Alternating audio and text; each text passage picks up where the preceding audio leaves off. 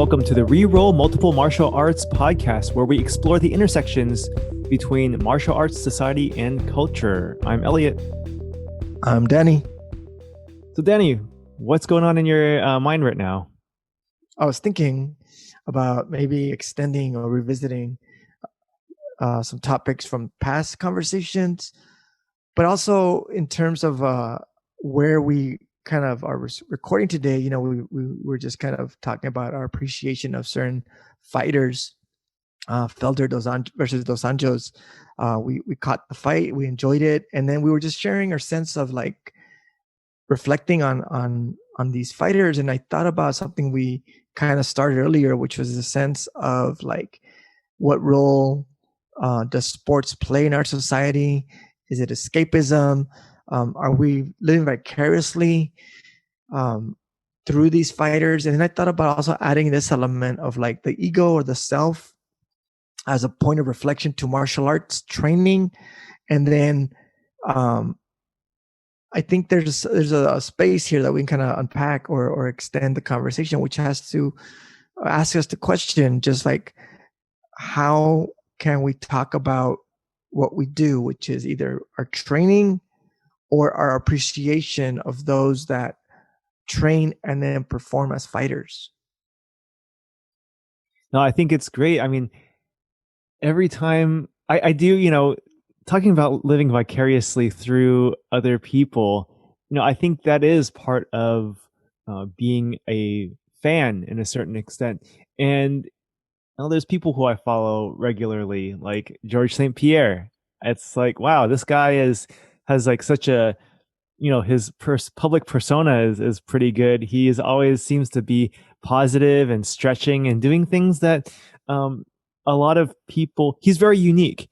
And, talking about Dos Anjos and Felder, I mean, it's great to see, Felder really respecting the legacy of Dos Anjos. And, there wasn't much trash talk. And I kind of like that. I like that. I was like, wow, like I wasn't moved emotionally. And I like, that stripped down, like, let's just focus on the fight. Let's just focus on technique. And that's something I've been really into lately. I think there's a change in the way that MMA is being, I guess, promoted.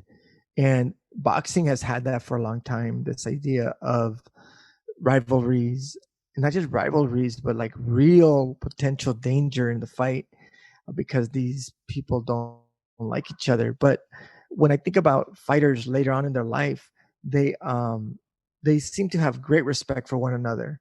So there is either a growth that happens years later of saying like, yeah, I really appreciated you as a fighter, or I appreciate you now, but at the time I really hated you, or it's just a performance. But I think for us as spectators, and some of us are practitioners, I think it takes on a different form.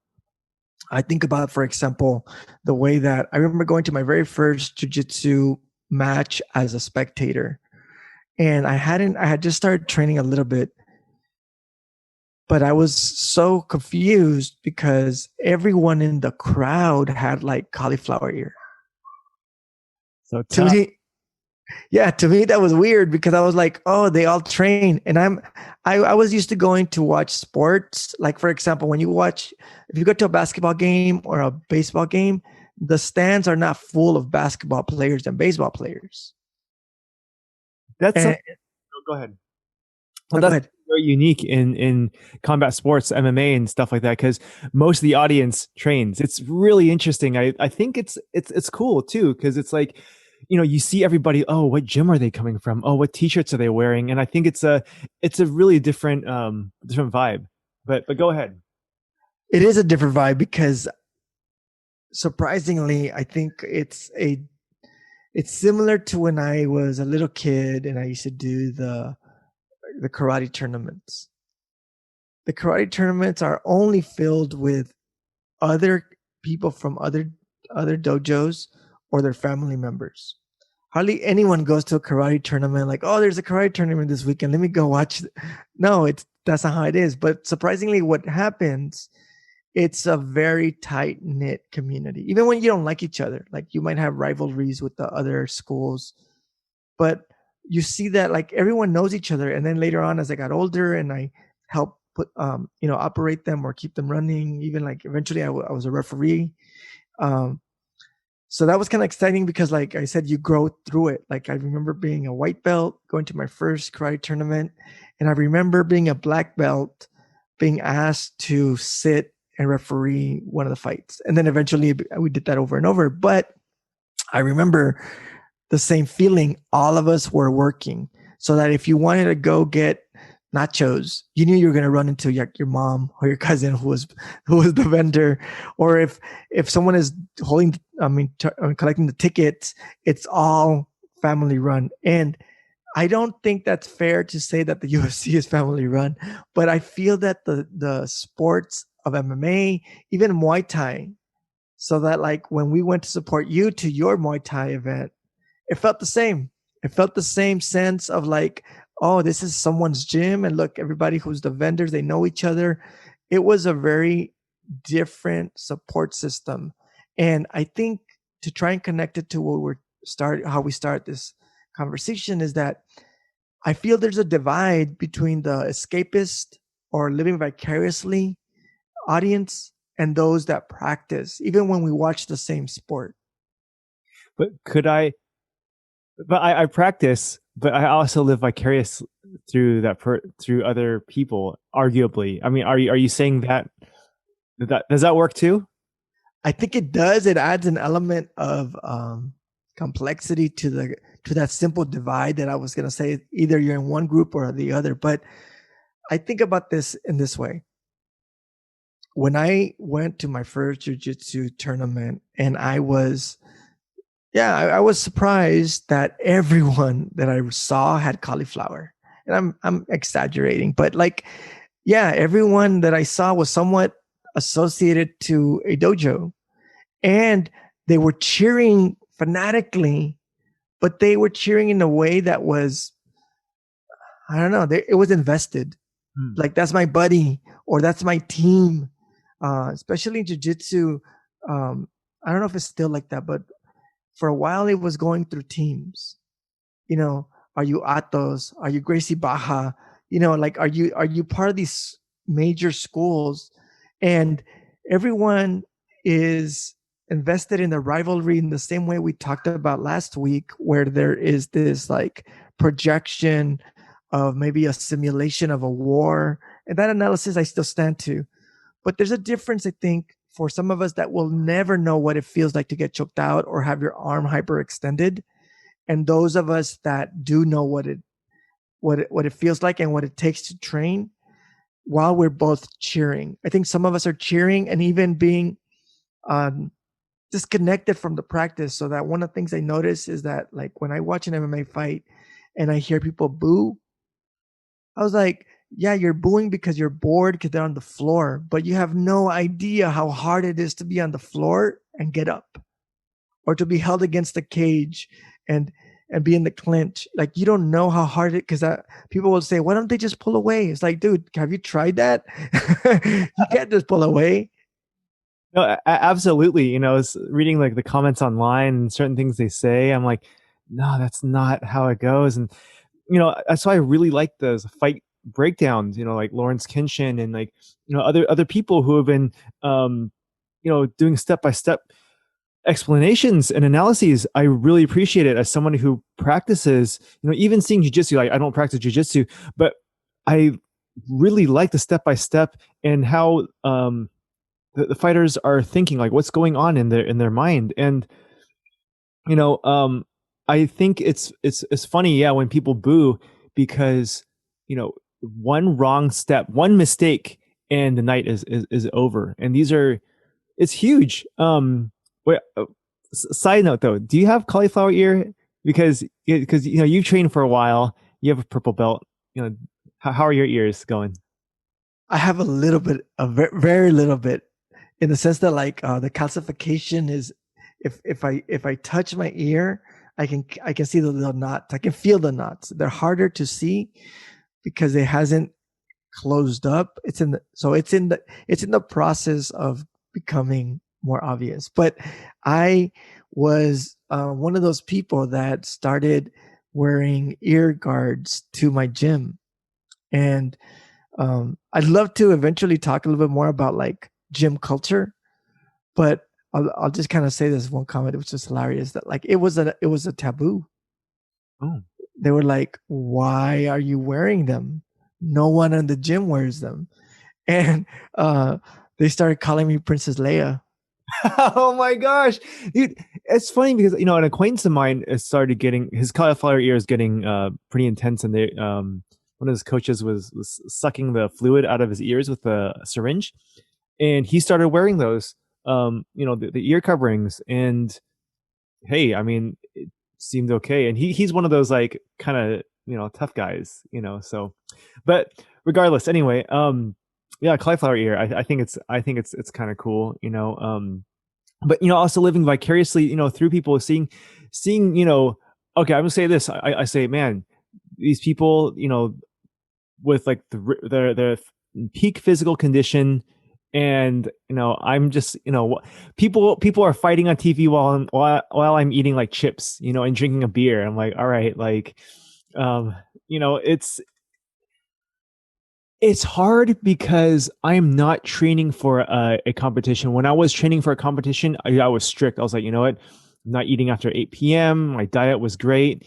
And, man, fat melted off my body, and I felt good. It's amazing how being a fit, healthy person, like, I remember if I just wanted to sprint, I could just like from zero, just sprint really fast. I'm like, wow, I feel great. But now I'm in a different shape. But regardless, I think it's you talking about people who don't train and living vicarious through the fighters. Yeah, that is something that I don't want to see.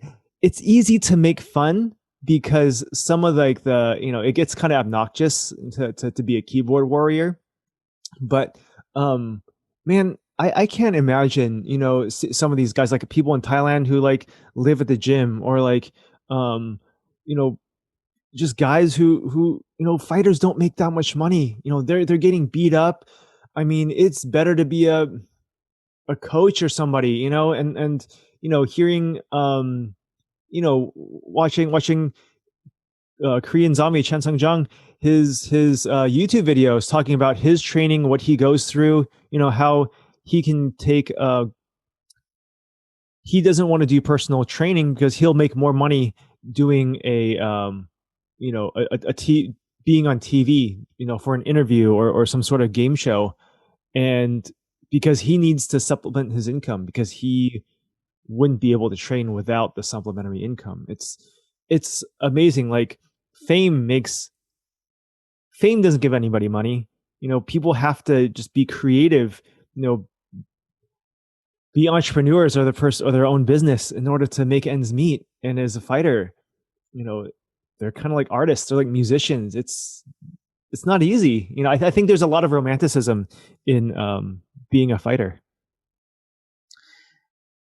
I think that's the place that we can kind of consider how this conversation connects, in the sense that the part about living vicariously has to do with our perception of what is going on. What happens when people sit down on their couch and see something on TV, or even better, when you go to the stadium.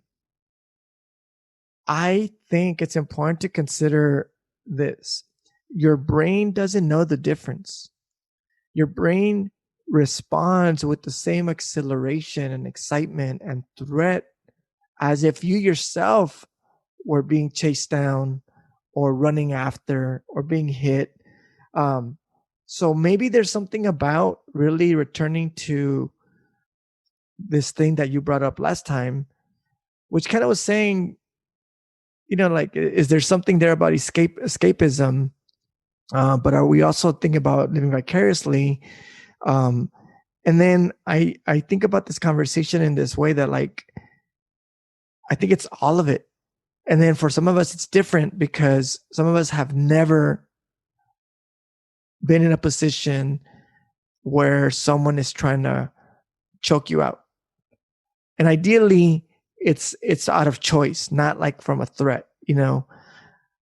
But some of us have, and we do that every Monday or every Tuesday. We find ourselves in situations where, like, I remember laughing at one point of how ridiculous it was for me to know that I was putting myself twice a week into positions where I was getting potentially choked out or having potentially my arm broken because my teammates were really trying to do that. Like when we do grappling, we really are trying to choke you out and we really are trying to break your arm.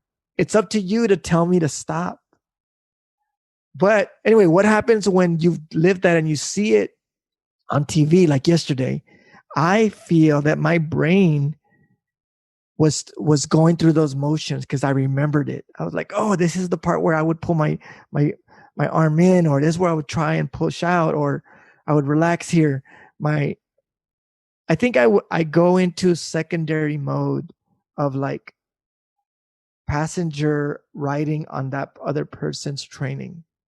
And I wonder if there is a difference, or maybe there is no difference, even if you haven't trained.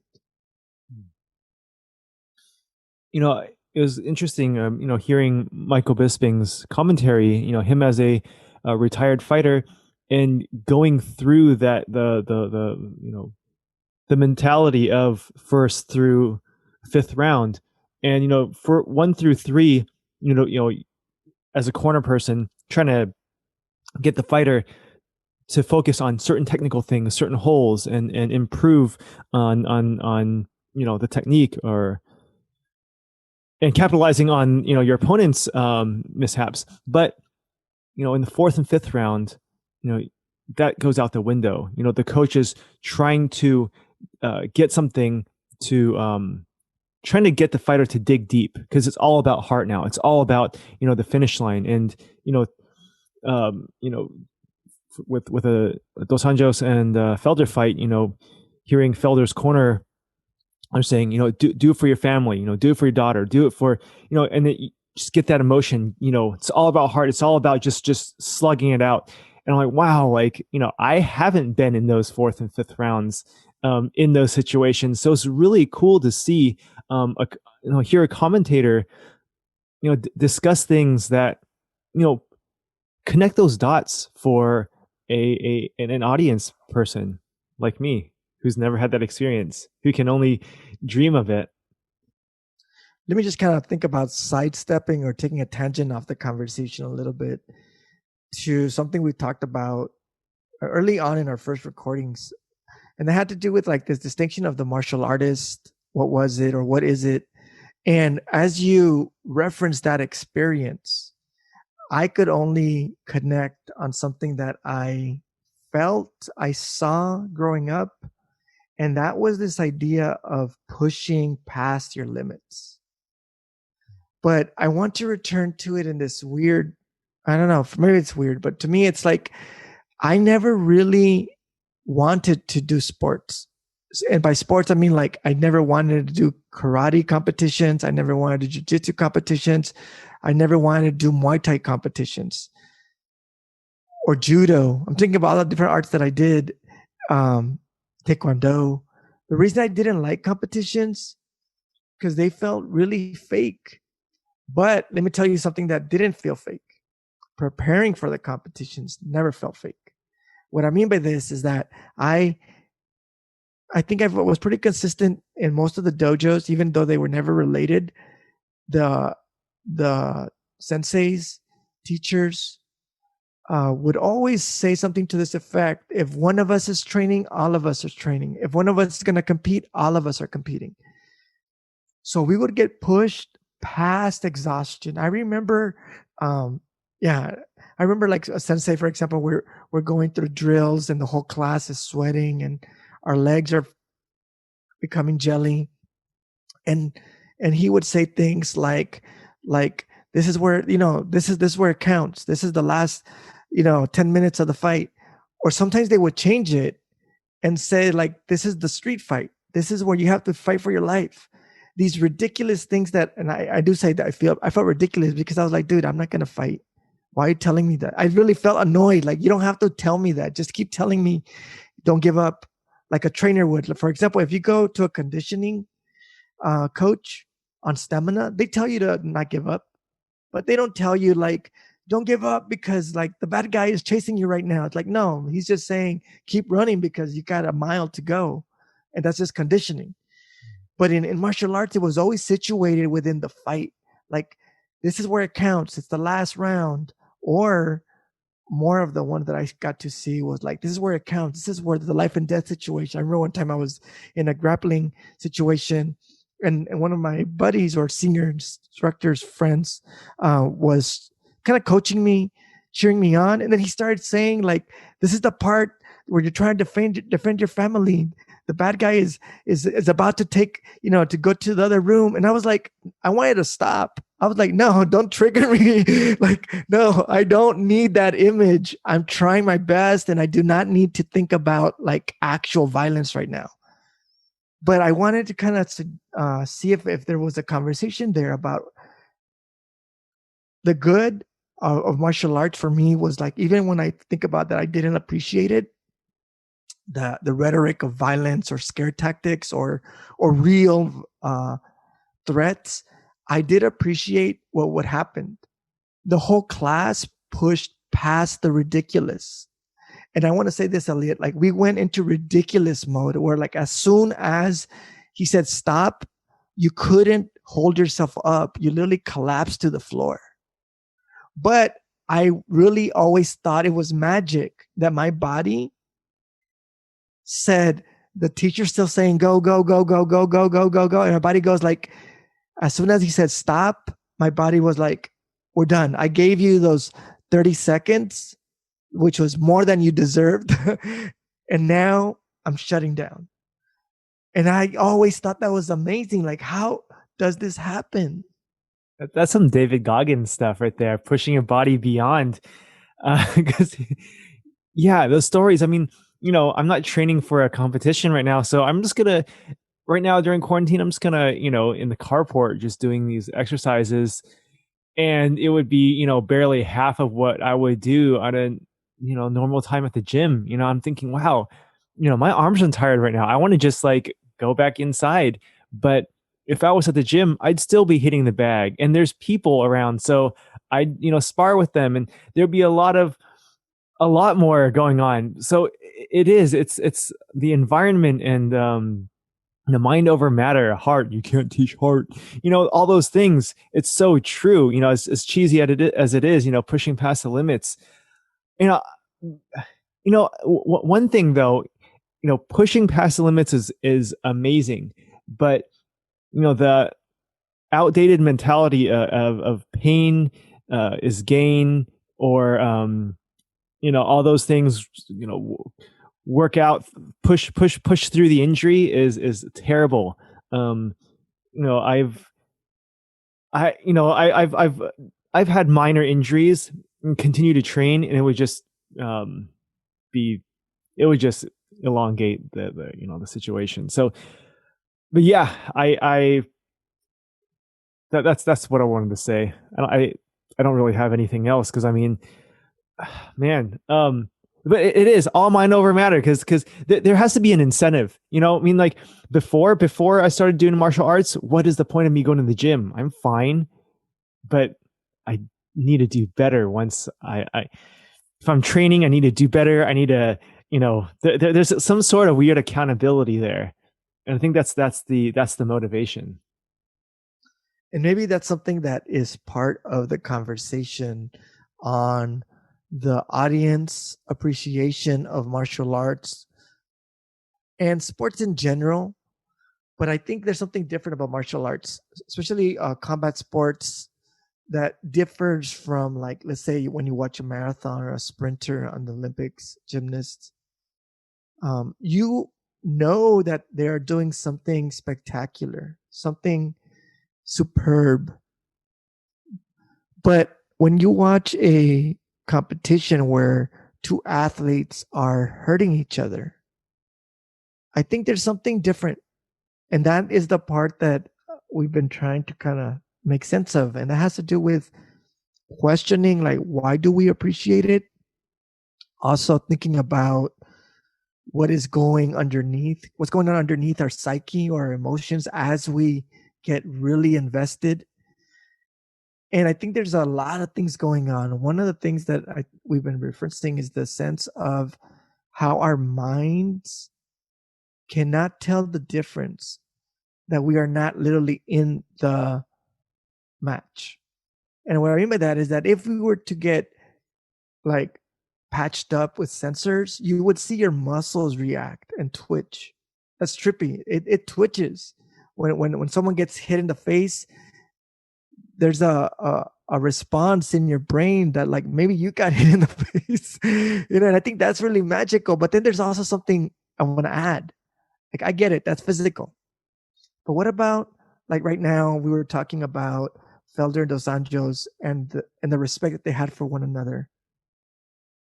At the end of the fight, I saw them take a picture together, and I was really happy. So now I'm thinking about it this way: was I happy because simply I thought, wow, great athletes, great respect, sportsmanship?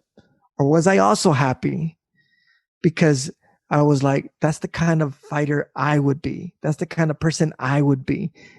And I return, I'm placing myself in their setting. I think you're absolutely right.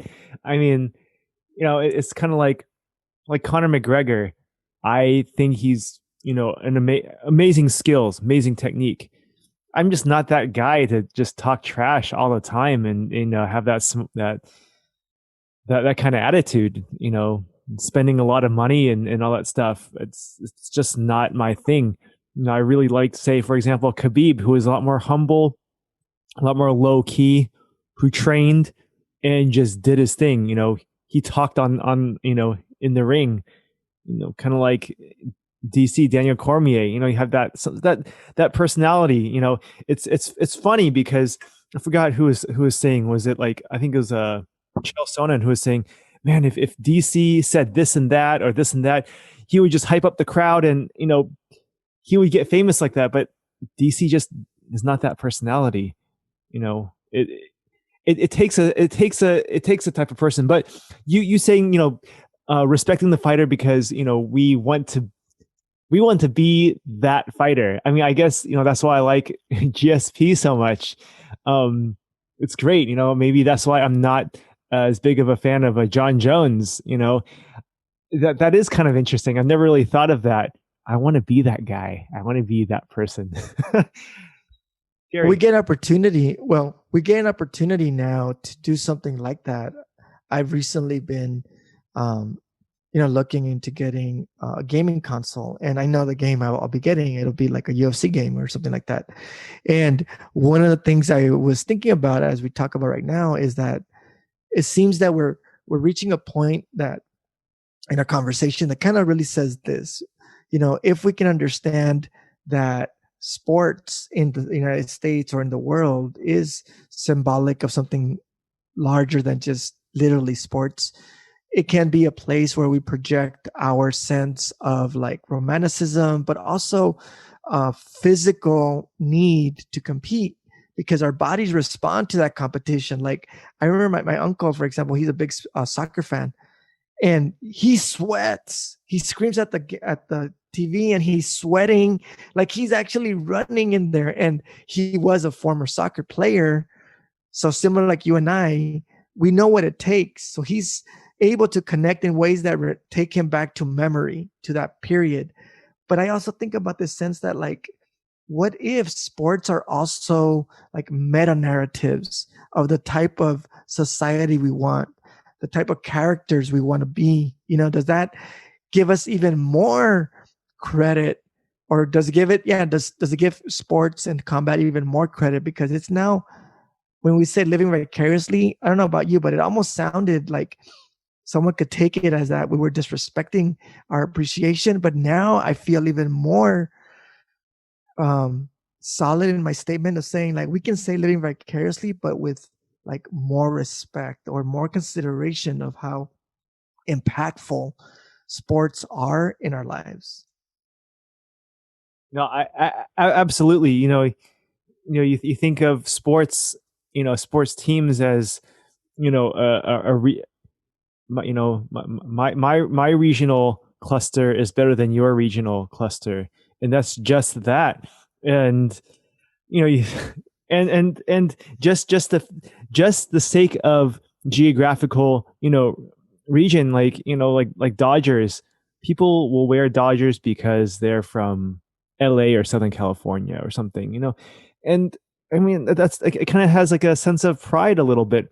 But where is the line? Where do we draw the line? I mean, with combat sports, it's different because there's violence and there's hurt, but at the end, like, oh, we're only supposed to do it within these confines. um but I really liked your what you talked about, sports as a meta narrative of society, and how these people have so much impact. These sports athletes have so much you know so much influence. And actually, there is um a podcast that I've been kind of getting into called I Am Athlete. It talks about these former football, baseball players and stuff, and it's really cool. And this episode was them talking about money. And just because this athlete is famous doesn't mean that they're a millionaire, and doesn't mean that their financial situation will sustain them throughout their whole lives. And hearing these people talk about money and how to be responsible, and telling potential young people who would be athletes to be responsible with their money, not just spend their first check of $500,000. It was really great to hear, because it's not a lot of people talk about that. Not a lot of UFC fighters talk about how they spend money. And so when I hear Korean Zombie, he's like, what, he spends $50,000 for a training camp. Wow, that really puts into perspective you know of life of these people, because they have to be their own safety net, and they only have themselves to build that nest egg. No, and I think that's probably where this conversation kind of takes on different perspectives, because we've been trying to think about like the sense of like the audience um, as the key emphasis, but then we disconnect a lot from the sports athletes themselves, the combat athletes themselves as people. And maybe that's something that eventually we will talk a little bit about, because I was really thinking about how when I look at sports, I find there's a loss of translation in what it looks like, what the field, the practice feels is in terms of the non-sports. So that you do Muay Thai, I started learning Muay Thai. I did karate for a long time. GSP did karate, and when Machida, for example, entered the UFC and started having great success with Shotokan karate, that became ridiculous in the kind of like space of Shotokan. Why? Because they use the same term. He doesn't train in my dojo. I never even met Lyoto Machida, but somehow when I saw him do his stance, I was like, that's the same stance we do. That's the reverse punch. And then when he would do his katas, like in the promos, I was like, that's the kata I do. That's Teki Shodan. And anyway, this projection, as you mentioned, of teams. But as we talk more and more, I'm just thinking about how complicated it is to try and get to this point of clarity, so that just when I think about like, oh, is the audience living vicariously by investing in these fighters, we have a lot, I think that we're able to get through. But then you introduce a different concept here by saying, can we talk about the fighters themselves? What's going on there? What is their relationship in our seat as the viewers? And I think a lot of them are aware. Some of the best ones are very blunt, and they'll say like, hey, I'm nobody's role model. I'm just a fighter. And that may sound horrible, but I was like, hey, this person thought about it. and they made a choice. Others haven't even thought about it. They're just saying, I'm just being me. I was like, you can't do that. That's too naive. I think, we had a really great conversation, and I think there's a lot of things, a lot of morsels in there that we can unpack for the future. And well, with that said, this has been the Reroll Multiple Martial Arts podcast, where we explore the intersections between martial arts society and culture. Until next time, stay good.